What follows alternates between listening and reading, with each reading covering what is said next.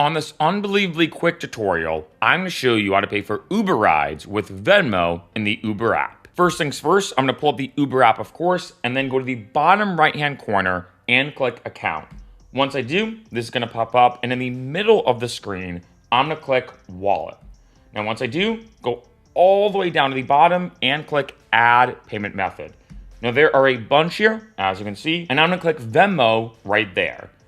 Once I do, you can see right here that I can connect Uber with Venmo, and I'm all set now to pay for my Uber rides and Uber Eats with Venmo. Now, one last important thing I have to mention on this video is this. If let's say you have multiple payment methods in the Uber app, like a credit card and debit card, and you have Venmo, and you have PayPal, etc., make sure that when you're ordering an Uber, or potentially even ordering Uber Eats, or getting an Uber Eats delivery, that the payment method it's using is Venmo, because sometimes Uber have a default payment method, or they might pick the last one that you used, or they might have, for whatever reason, they might pick a random one.